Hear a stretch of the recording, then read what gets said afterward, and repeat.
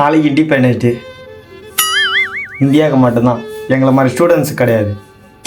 காத்தால 9 மணிக்கெல்லாம் போனோம், சாயங்காலம் வீட்டுக்கு 4 மணிக்கு மேலே வரணும். அதுதான் அடிமைத்தனம்.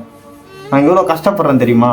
ஃப்ரீடமே இல்லை எங்கள் மாதிரி ஸ்கூலு காலேஜ் போகிறவங்களுக்கெல்லாம். எங்கள் மாதிரி ஸ்டூடெண்ட்ஸுக்கு எங்கள் இஷ்டம் போல் எத்தனை மணிக்கெல்லாம் போகணும், எத்தனை மணிக்கெல்லாம் வரணும். அதுதான் உண்மையான ஃப்ரீடமே எங்களுக்கு. எனக்கு எங்களுக்கு ஃப்ரீடம் வருதோ அன்றைக்கி தான் இந்தியாவுக்கவே ஃப்ரீடமாக அந்த மாதிரி.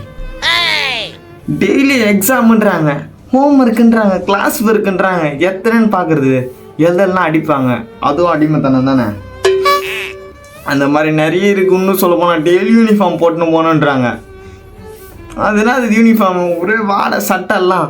நான் இது மாதிரி போடாமல் என்னைக்கு நாள் வருதோ அன்றைக்கி தான் இந்தியாவுக்கு ஃப்ரீடம் வந்த மாதிரி. மெயின் காசுனால தான் நாங்கள் நல்லா பச்சு பெரிய ஆள் ஆகணும்னு எல்லோரும் சொல்கிறாங்க. இப்போது அது காசே இல்லைன்னா நாங்கள் ஏன் பச்சு பெரிய ஆள் ஆகணும்?